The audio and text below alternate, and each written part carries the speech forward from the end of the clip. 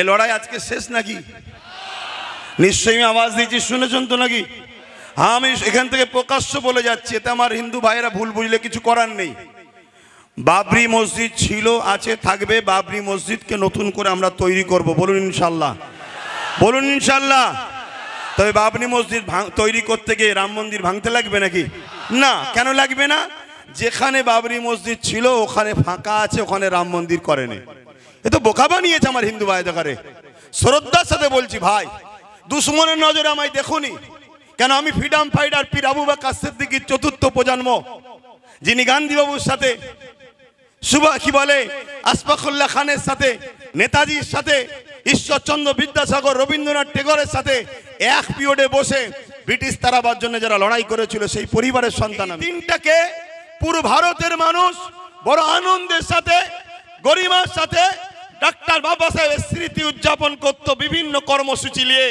তাই বড় প্ল্যান করে ব্রিটিশদেরই চরেরা আমার দেশের মধ্যে যারা গাদ্দার আছে, এই দিনটাকে এমন একটা অঘটন ঘটালো যেটা হলো ঐতিহাসিক। 550 বছর আগেকারের বাবরি মসজিদের তলায় রাম মন্দিরের নামে বা রাম জন্মভূমির নামে সেই মসজিদটাকে শহীদ করে দেওয়া হলো। মূলত উদ্দেশ্য ওখানে রাম মন্দির বানানো, রামের জন্ম, এটা কিন্তু মূলত লক্ষ্য নয়। যারা এ কাজ করেছে তাদের সঙ্গে আমি চ্যালেঞ্জের সাথে বলছি, সাধারণ হিন্দুদের সঙ্গে হাজারো হাজারো মাইল দূরত্ব রয়েছে। হাজারো সাধারণ হিন্দু ভাইরা যেভাবে তারা নামকে ভালোবাসে, তাদের শ্রদ্ধা, তাদের বিশ্বাস, তাদের ভক্তি তাদের হৃদয়ে আছে। আজকে যারা বাবরি মসজিদকে শহীদ করেছে প্ল্যান মাফিক, তাদের কিন্তু সেভাবে ভক্তি ভালোবাসা নাই। কিন্তু এই দিনটাকে আঘাত দিল। মনে রাখবেন, আর একটা কথা বলে যায়, 1992টাকে কেন নেওয়া হয়েছিল? কেননা 1979-তে আমার ভারতবর্ষে মন্ডল কমিশনার বলে একটা কমিশন হয়েছিল। যেমন সাচার কমিশন, মন্ডল কমিশন একটা তৈরি হয়েছিল। সেই মন্ডল কমিশনে যারা তৈরি করেছিলেন, আমার শ্রদ্ধেয় হিন্দু ভাইয়েরা দূরে কাছে সোশ্যাল মিডিয়ায় যারা শুনছেন, মন দিয়ে শুনবেন। আমি মসজিদ মাদ্রাসার জন্য চিল্লাতে শুধু আসিনি। হ্যাঁ, আমার ধর্মের উপরে আঘাত দিলে কথা বলবো, সেটা সংবিধানের ভেতরে থেকেই কথা বলবো। আমার যেটা বলার উদ্দেশ্য, প্রত্যেকটা হিন্দু ধর্মের, বর্ণের, ভাষার মানুষকে শ্রদ্ধা জানিয়ে বলছি, আপনারা জানেন 1992 সালে কেন এই বাবরি মসজিদকে শহীদ করা হলো? কেন এই সময়টা টার্গেট করা হলো? 1989, 79 বা 80-তে এই মন্ডল কমিশন প্রকাশ হয়েছিল, যার মধ্যে যারা এই কমিশন করেছিল তিনারা বলতে চেয়েছিল হিন্দু সমাজের মধ্যে যারা পিছকে বর্গের রয়েছে তাদের অবস্থা খুবই খারাপ। তাই তাদের বিকাশের জন্য, তাদের উন্নতির জন্য, তাদের এগিয়ে আসার জন্য সংখ্যা অনুপাতে একটা কোটা তৈরি করতে হবে। 27% সংরক্ষণ দিতে হবে চাকরিতে। কত পার্সেন্ট একটু বলবেন ভাই? 27%। আজকে কেন আকাবের পিছনে লেগেছে ওটাও বলবো। 27% সংরক্ষণ দিতে হবে। 27% সংরক্ষণ কাদের দিতে হবে? হিন্দু সমাজের পিছকে বর্গে যারা রয়েছে সেই শ্রেণীর মানুষকে, যাতে মূল স্রোতে সর্বদিক দিয়ে উঠে আসতে পারে। কিন্তু এই বিষয়টা আরএসএস সংঘ পরিবার পছন্দ করলো না। তাই বড় প্ল্যান মাফিক আমার হিন্দু ভাইদেরকে এই যে 27% সংরক্ষণ থেকে মাইন্ডটাকে ডাইভার্ট করার জন্য 1992-এ ধর্মের সুশ্রুতি দিয়ে বাবরির ওখানে রামের জন্মভূমি, যে যা ধর্মকে ভালোবাসে, এই হিন্দু ভাইয়েরা রামের ভালোবাসায় যাতে ওদের 27%-এর কথা ভুলে গিয়ে ধর্ম ধর্ম ধর্ম রাম রাম করে ছুটে বাবরিকে ভাঙতে যায়, যাতে করে 27%-এর কথা ভুলে যায়। এ লড়াই আজকে শেষ নাকি? নিশ্চয়ই আওয়াজ দিয়েছি, শুনেছেন তো নাকি? হ্যাঁ, আমি এখান থেকে প্রকাশ্য বলে যাচ্ছি, এতে আমার হিন্দু ভাইয়েরা ভুল বুঝলে কিছু করার নেই। বাবরি মসজিদ ছিল, আছে, থাকবে। বাবরি মসজিদকে নতুন করে আমরা তৈরি করব, বলুন ইনশাল্লাহ, বলুন ইনশাল্লাহ।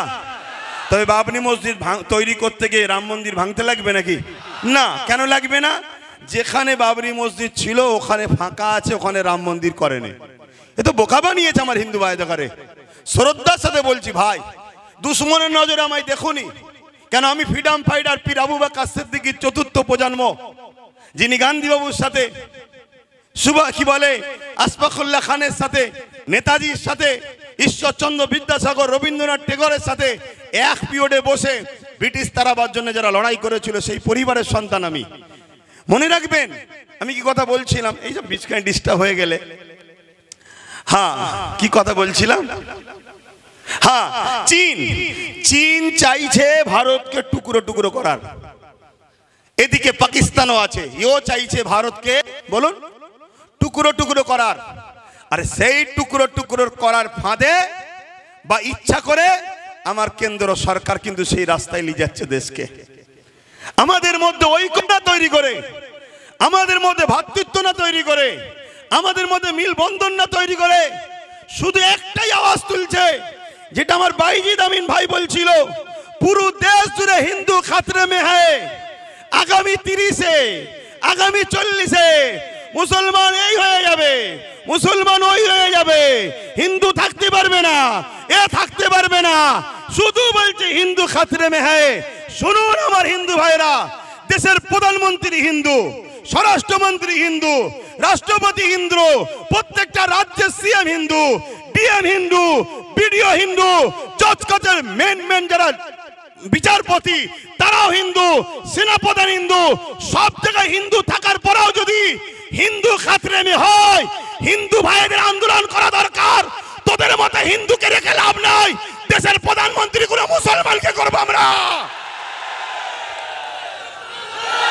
সব জায়গায় তোরা, সব জায়গায় তোরা, তারপরেও বলছি আমরা খাতরাই। তোদের মতো হিন্দু প্রধানমন্ত্রী দরকার নেই, তোদের মতো হিন্দু স্বরাষ্ট্রমন্ত্রী দরকার নেই, আমরা দরকার এপিজে আব্দুল কালামের মতো মুসলমানকে প্রধানমন্ত্রী তৈরি করব, মৌলানা আব্দুল কালামের মতো প্রত্যেকটা রাজ্যে সিএম বানাবো। এটা আমার হিন্দু ভাইদের, মুসলিম ভাইদের, সবাই আমার দেশকে বাঁচাবার জন্য আওয়াজ তোলা দরকার আছে না নাই? শুধুমাত্র একটা ড্রামা, শুধু একটা নাটক, একটা তো কিছু খোরাক দরকার। 26-এ ভোট আসছে, খোরাক তো দরকার। সেই খোরাকের নতুন খোরাক কি না, ওয়াকাফকে আমি 2024 ওয়াকাফ অ্যাক্ট সংশোধন করব। কি জন্যে করবেন না, মুসলমানরা বড় বিপদে আছে, ওদের ওয়াকাফ নিয়ে বড় সমস্যা হচ্ছে। আপনি ঠিক বলেছেন, এই পর্যন্ত শুনছেন তো, এ পর্যন্ত আপনি ঠিক বলেছেন, কিন্তু আপনার ঠিক কথার মধ্যে নিয়তটা কিন্তু ভালো নাই। আপনার নিয়ত ভালো নাই। আপনার নিয়ত কি? ওয়াকাফ সংরক্ষণের নামে পীর আব্বাস আলী গোরাচাঁদ রহমাহুল্লাহ হুজুর, যিনি এখানে লুহা তারেতে, লুহা বেড়াতে জানেন না, চাপা ফুল দিয়েছিলেন, তাই এটা চাপা তলা। কথা বুঝে আসছে?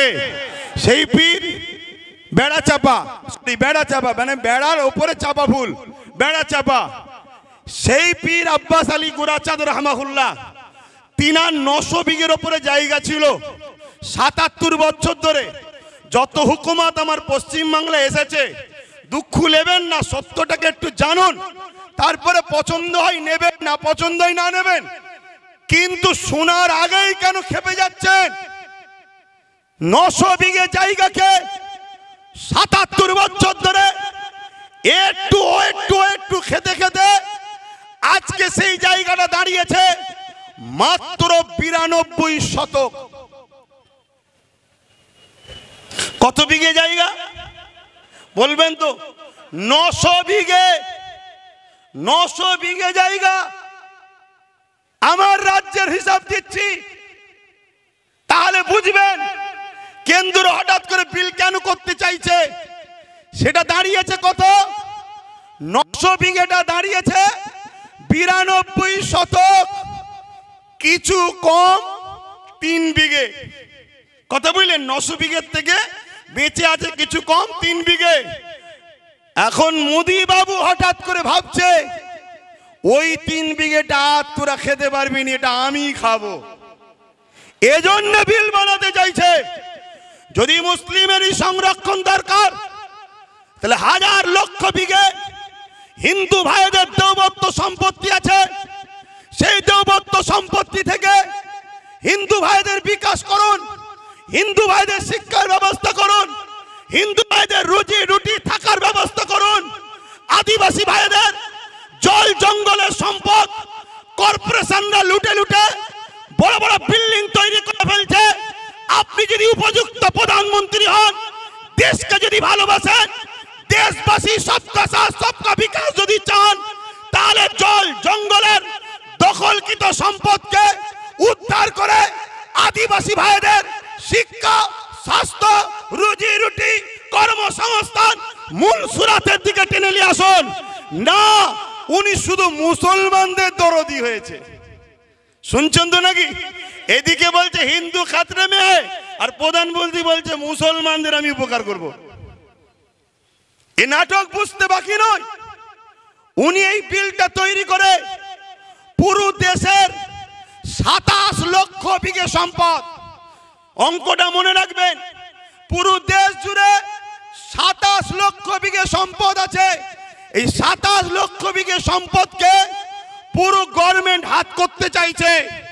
অর্থাৎ কেরলে 1400 বছরের একটা মসজিদ আছে, বাদশা চিরামান, যে বাদশা একদিন আকাশের দিকে তাকিয়ে দেখে পূর্ণিমার চাঁদ দুটুকরো হচ্ছে। এই দৃশ্যটা দেখে বাদশা চিরামান, হিন্দু ঘরের সন্তান, তার মনের মধ্যে তারিখটা রয়ে গেল। একদিন হযরতে মালিক রাহমাহুল্লাহ এমন করে কেরলে এসেছিল বিজনেসের জন্য। বাদশা চিরামান মাওলানা হযরতে আব্দুল মালিক হুজুরকে জিজ্ঞাসা করলেন যে এই দিন চাঁদ দুটুকরো হয়েছিল, আপনারা তো আসমানি কিতাবের খবর রাখেন, বলতে পারবেন কি হয়েছে? হযরত আব্দুল মালিক বললেন, এক জাদুকর আমার লিডার, আমাদের প্রফেট, মনুষ্য জাতির সর্দার নবী প্রফেট মুহাম্মদ সাল্লাল্লাহু আলাইহি ওয়াসাল্লামকে কিছু মুজিজা দেখতে চেয়েছিল আসমানে, তাই আঙ্গুলের ইশারা করেছিল, চাঁদটা দুটুকরো হয়ে গিয়েছিল।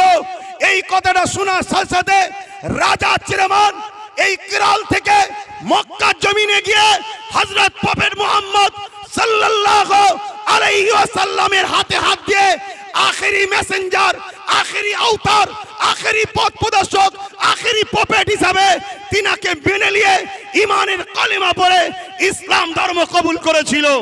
সেই প্রফেটের অনুসরণ করে রাজা চিরামান কেরলে একটা মসজিদ তৈরি করেছে, যে মসজিদের বয়স 1400 বছর। এই 1400 বছরের মসজিদ প্রমাণ দিচ্ছে ভারতবর্ষে মুসলমান স্বাধীনতার পরে বাংলাদেশ থেকে নয়, আফগান থেকে নয়, পাকিস্তান থেকে নয়, এ ভারতের বুকে 1400 বছর ধরে আছে। তার প্রমাণ হলো কেরলের মসজিদ। 1400 বছর আজান হচ্ছে, 1400 বছর নামাজ হচ্ছে। যে মুসলমানদের ভারতবর্ষে পরিচয় 1400 বছরে থাকতে পারে, এই 14 দিনের সরকার এনআরসি করে আমাদেরকে তাড়ানো অসম্ভব হচ্ছে। এই ওয়াকফকে কবজা করে ওই মসজিদকে প্রমোটিং করে বিক্রি করে তোমার আমার প্রাচীন ঐতিহ্যকে মিটিয়ে তোমাকে আমাকে প্রমাণ করতে চাইছে স্বাধীনতার পরে এসেছো, তারপরে এনআরসি করে তোমাকে আমাকে হত্যা করবে। মাথায় ঢুকছে? বক্তব্য শুনছেন? কেন আমি অনেক ঠান্ডা মাথায় চিন্তা করছিলাম, আরে ওয়াকফ তো সবাই খেয়েছে, ওয়াকফের মধু চাকতে এমন কেউ তো নাই। ওয়াকফের মধু সবাই চেকেছে, আর এই চাকার জন্য সব থেকে বড় দোষী আমরা। আমরা যদি ঘরের দরজা খুলে আর সোনা দানা বাইরে বার করে ঘুমোই, চোরের কাজ তো ভাই চুরি করবে। তা আমরা সারা জীবন একে বাপ বললাম, ওকে বাপ বললাম, তাকে বাপ বললাম, সবাইকে মাথায় তুলে দিলাম। যেই উঠেছে সেই আমাদের ওয়াকফকে চেকেছে। তো হঠাৎ করে ইনি বিল পাস করতে চাইলো কেন? এই প্রশ্নটা আমার মাথায় খটকা দিয়েছে। আমি রিসার্চ, আমার ক্ষুদ্র জ্ঞানে চিন্তা ভাবনা করে আমি যেটা দেখলাম, একটা মসজিদ আছে 1300 বছর বয়স গুজরাটে। এভাবে ভারতবর্ষ জুড়ে হাজার হাজার বছর ধরে ঐতিহ্যের মসজিদ, কবরস্থান, মাদ্রাসা, খানকা, দরগা প্রমাণ দিচ্ছে এ ভারতবর্ষে মুসলমান হাজার হাজার বছর ধরে আছে। স্বাধীনতার লড়াইতে 95,000 কম বেশি মানুষ দেশের জন্য জীবন দিয়েছে প্রথম কাতারে। তার মধ্যে 63,000-এরও বেশি মুসলমানের জীবন কোরবান হয়েছে দেশের জন্য। তাই ব্রিটিশ চলে গেছে, আজ চাইনিজ যদি মনে করে আমার দেশকে লুটবো, আমার দেশকে মিটাবো, চাইনারাও জানে এরা খালেদ বিন ওলীদের উত্তরসূরি, এরা জানে এরা হযরতে সিদ্দিক আকবরের উত্তরসূরি, ফারুক আজমের উত্তরসূরি, হযরতে মৌলা আলীর উত্তরসূরি। অতএব এরা থাকা অবস্থায় ভারতের ক্ষতি পৃথিবীর কোনো দাদা করতে পারবে না। তাই বড় প্ল্যান করে আজ ক্ষমতাশালী যারা তাদের দ্বারা বিভাজন তৈরি করার ষড়যন্ত্র করছে। মনে রাখবেন এই লড়াই আমাদের সাংবিধানিক অধিকার লড়াই। আমার আগে বাইজিৎ ভাই বলছিলেন 1947 আইন তৈরি হয়ে গেছে ভারতবর্ষে। আজকের দিন থেকে যেটা মন্দির মন্দির থাকবে, যেটা মসজিদ মসজিদ থাকবে, যেটা গির্জা গির্জা থাকবে, ওখানে তুমি হাত আর দিতে পারবে না। কিন্তু দুঃখের বিষয় কোর্টের মধ্যে কিছু জজ হয়েছে, তারা আজকে মুখ চাওয়াচাই করে দেখে, আইনকে দেখে না, আইনকে তারা রেখে দিয়েছে। তাই বোম্বাইয়ের এক মসজিদে সার্ভের নামে নোটিশ যেই দিয়েছে, 1.5 ঘন্টার মধ্যে নোটিশ ধরিয়ে দিয়েছে সার্ভের। সেই সার্ভে করতে গেল, মসজিদ কমিটি হেল্প করলো, সার্ভে হয়ে গেল। পরের দিন সকালবেলা সকাল 6টায় আবার গেছে। কেন?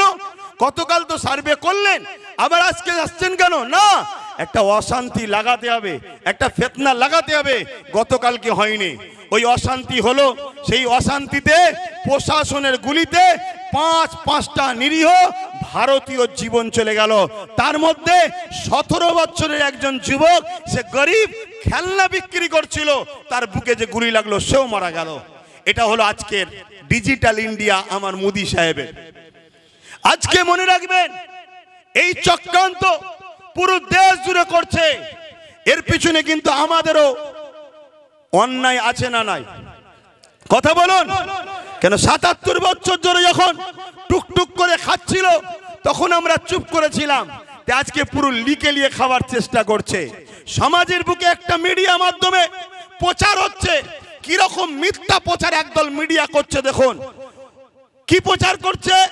1995 একটা আইন হয়েছিল, সেই আইনে নাকি আছে মুসলমান 4-5 জন যেখানে দাঁড়াবে, দাঁড়িয়ে বলবে এটা আমার, সেটা ওয়াকফ হয়ে যাবে। শুনছেন? আচ্ছা, এটা কখনো হয়? এটা কখনো হয়? এভাবে সমাজের মধ্যে বিভাজন তৈরি করছে। আরেকটা কথা মনে রাখবেন, আমার ভারতবর্ষের 140 কোটি মানুষের মধ্যে 100 কোটি মানুষ হলো অশিক্ষিত, তাদের পেটে বিদ্যা নেই। এ বিদ্যা দেওয়া হয়নি ইচ্ছা করে, তাদেরকে ইতিহাস পড়ানো হয়নি। তাদেরকে যদি ইতিহাস পড়ানো হতো তাহলে তারা বাবর, আকবর, হুমায়ুন এ দেশের জন্য কি করেছে সেটা জানতে পারত। অবশ্যই বাবর, আকবরের সাথে আমার কোনো সম্পর্ক নেই, কেন তারা ছিল রাজনীতির নেতা, আমরা ধর্মগুরুর লাইনের মানুষ। তাই বলে যায় তারা মিথ্যা প্রচার করছে। বাবর, আকবর, হুমায়ুন নাকি মন্দির ভেঙে মসজিদ তৈরি করেছে। আরে শিক্ষা অর্জন করুন, জানুন, না জানলে জেনে নিন।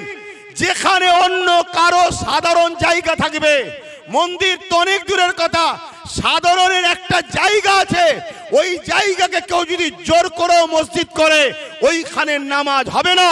কেন? জোর করে ধর্ম হয় না, জোর করে গুন্ডাগিরি হয়। ধর্ম আর গুন্ডাগিরি দুজনে একে অপরে কখনো এক হতে পারে না। কিন্তু আজকে এইভাবে আমার দেশের একটা সমাজকে ভুল বুঝিয়ে দেশের মানুষের মধ্যে বিভাজন লাগিয়ে দিল। এটাই হলো আজকে কেন্দ্র সরকারের একটা ষড়যন্ত্র। এর বিরুদ্ধে আমাদের সংগ্রাম সোচ্চার হওয়া দরকার আছে না নাই? তাহলে ওয়াকফ বাঁচাবার জন্য লড়াইয়ের দরকার আছে না নাই? হাত তুলে বলুন, লড়াইয়ের দরকার আছে না নাই? একদিকে যেমন ওয়াকফ বাঁচবে, অপরদিকে সংবিধানের ঐতিহ্যটাও বাঁচবে। হাত লম্বা করে তুলুন, দরকার আছে না নাই? এই একটা মিটিং করে দিলেই কি হয়ে যাবে? কথা বলুন, একটা মিটিং করে দিলেই হয়ে যাবে? এই বাঁচাবার পন্থা আছে, হাত নামান, বাঁচাবার পন্থা আছে। যেভাবে আমরা আন্দোলন করছি গণতান্ত্রিক প্রক্রিয়ায়, এই আন্দোলনকে আরো বাড়াতে হবে। কি বাড়াতে হবে না হবে না?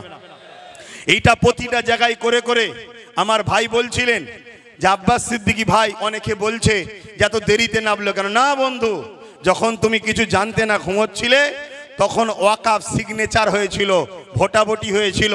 সেই সময় কোনো দাদা, কোনো মুফতি মাওলানা কেউ নিজের বাড়ি ক্যাম্প তৈরি করে মানুষের ফরমে সই করায় না, সেটা আব্বাস সিদ্দিকী করেছিল। শুনে রাখো, তাতে ভোটাভুটি সিস্টেমে 50 লক্ষ লোকের স্বাক্ষর চেয়েছিল, সেটা 3.5 কোটির উপরে লোকের স্বাক্ষর হয়েছিল।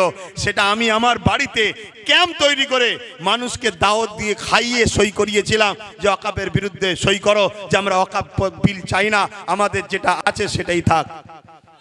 বুঝে আসছে? দ্বিতীয় নম্বর কথা শোনো, আজকে এইখানেই শুধু শেষ করে দিলে হবে না, প্রতিটা জায়গায় করে করে, প্রতিটা জায়গায় আন্দোলন করে করে আমাদেরকে পশ্চিম বাংলার রাজধানী কলকাতায় যেতে হবে।